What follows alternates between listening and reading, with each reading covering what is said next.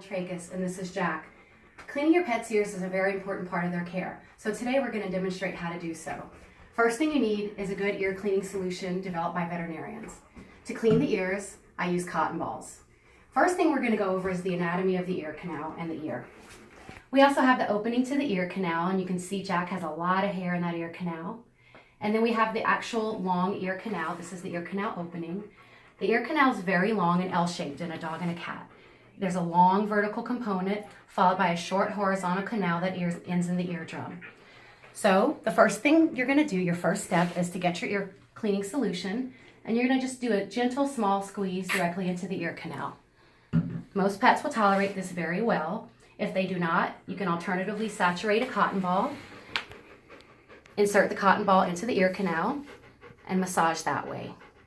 Now I'm massaging the ear canal with my thumb and forefinger to distribute the solution into the ear canal.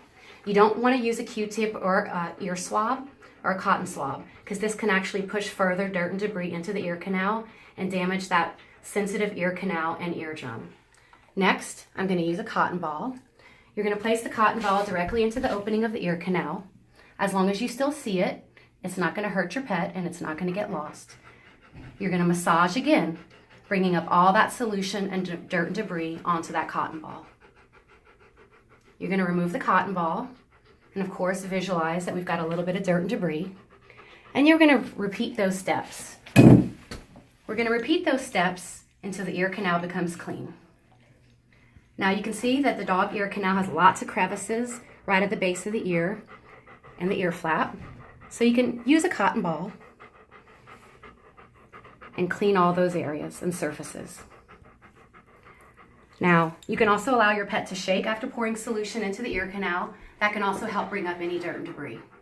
You're going to repeat the steps on the other side. And of course, one of the most important parts is saying, "Good boy," and rewarding your pet for their good behavior. Thanks for watching.